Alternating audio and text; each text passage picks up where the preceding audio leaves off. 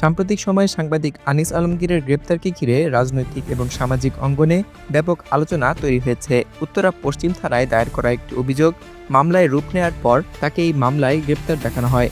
বিষয়টি নিশ্চিত করেছে ঢাকা মহানগরের পুলিশের গোয়েন্দা বিভাগ। এই মামলাটি সন্ত্রাসবিরোধী আইনে দায়ের করা হয়েছে। সন্ত্রাসবিরোধী আইন মূলত রাষ্ট্রের নিরাপত্তা, জনশৃঙ্খলা এবং সহিংস অথবা উগ্র কর্মকাণ্ড প্রতিরোধের লক্ষ্যে প্রণীত।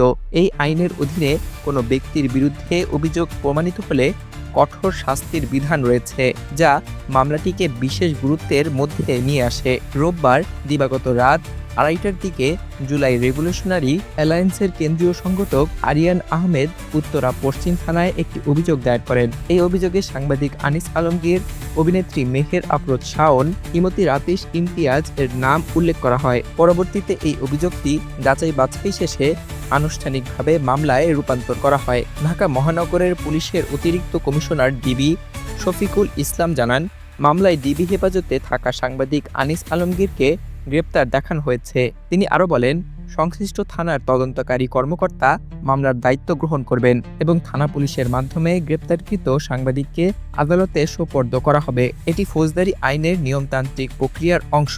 এই মামলায় সাংবাদিক আনিস আলমগীর ছাড়াও একজন অভিনেত্রী এবং একজন মডেল সহ মোট 4 জনের নাম অন্তর্ভুক্ত করা হয়। বিভিন্ন পেশার ব্যক্তিদের একই মামলায় অভিযুক্ত হওয়ায় মামলার সামাজিক এবং রাজনৈতিক গুরুত্ব বাড়িয়েছে।